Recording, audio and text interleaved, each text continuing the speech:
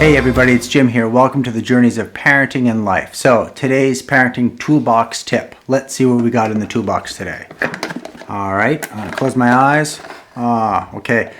Oh, the repeat tool. I'm a little mixed about the repeat tool. I'm a little mixed about the repeat tool. Little mixed about the repeat tool. Little mixed about the repeat Tool. Are you a parent or caregiver that is constantly repeating yourself to get the task done? So should we call this tool, if I repeat myself anymore, I'm gonna go crazy tool?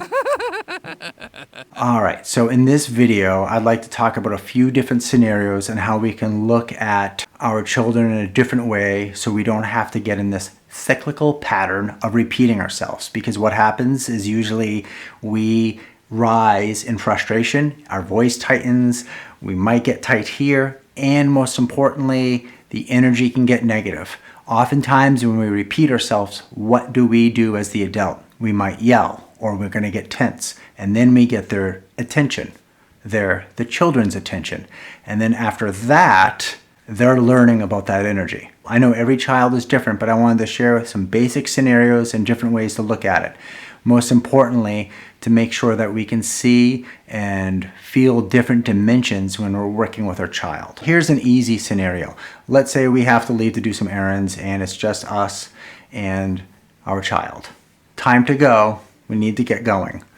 And you say that and they're really engaged with whatever they're doing. They're not leaving yet. Right away, we can get frustrated and we might speed up our voice or we might get really tense. Let's go ahead and try another concept. First of all, speaking of concepts, I think about process, patience, and praise. I'm going to talk about those ingredients later, especially the process part. So let's go ahead and say, stop what you're doing, look at me. And the looking at me thing, I don't find it a big deal if they're not looking at you in the eyes, but them stopping and their body language, giving you the moment is great. After they do that, we need to leave in about 1 minute. Are you going to be ready? Yes. Maybe you'll get a kind of response, because face it, we are not as interesting as those Legos or whatever your child might be doing.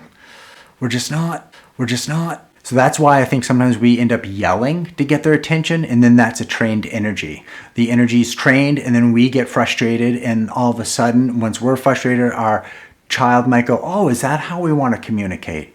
Okay, because again, we're the teachers. Now let's go ahead and try this scenario. We're going to be leaving soon. We have to do some errands.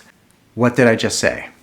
And then all of a sudden, you might not get a response because we're not that interesting. So then we go back and then all of a sudden say, all right, stop what you're doing. Please look at me. After I tell you what we're doing, I want you to repeat it back to me. We're leaving very soon to get some groceries and to take care of some errands today. What did I just say? We're leaving to get some groceries and errands, but I don't want to go. All right. So now what do? We get tense maybe. We could, instead of just thinking of these scenarios, we're still building a communication and a relationship with our child. Instead of just saying, I said we're going now. Another tip could be this. The rocket ship you're building is beautiful.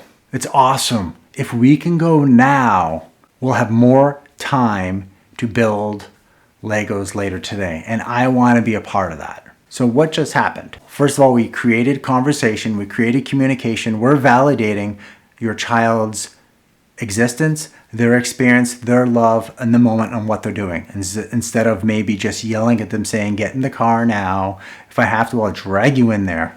I know we've all been there. Parenting is not easy. I have found sometimes going into their world and saying, when I say they, because I'm also a teacher, but say, I really love what you're doing right now and I respect it and I could not do this when I was your age, which is probably true.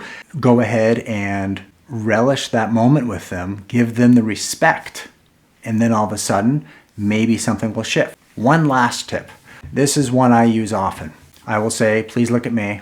I'm very tired today. I'm stressed. I'm trying to remain calm. I don't want to go crazy. No, I won't say that, but I will say, please look at me. I'm really tired. I'm really stressed. And my son will be like, why are you stressed? He's 6. It's a lot of whys right now, right?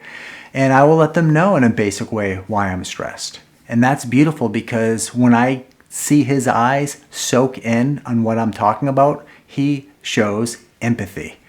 And what's beautiful about that, there's another teaching moment in there. And there's been oftentimes like, okay, Daddy, I will help you. Let's go really quick so we can get this done so you're happy, right? And now let's go ahead and come back and do Legos. Now, the big one is the process, the patience. We try our best, and that's what we got to keep in mind as parents. But what's really important is to know that we're trying different dimensions. We are trying to look within our adult minds because, again, we are their role models, and we're the ones that need to reach out to them the best that we can. And it's important to also let your child know that last one that I've used, I'm really tired and I'm really stressed. That lets them know how they can handle, they're watching you handle, in this case, we'll say stress or anxiety, and they're gonna model that. Maybe someday they'll say, oh, I'm really stressed. So maybe I'm going off on a tangent, but not really, because the whole idea with the repeating tool is to diffuse the repeating tool and then go ahead and make it more of an engaging tool, make it a critical thinking, critical listening tool. So let's review. What did I say? Maybe they'll repeat it back. Another one is, oh, I love these Legos. I would love to come back and play with. Another one would be, again, you can bring up, I'm stressed. Can you do this for me? That would be great.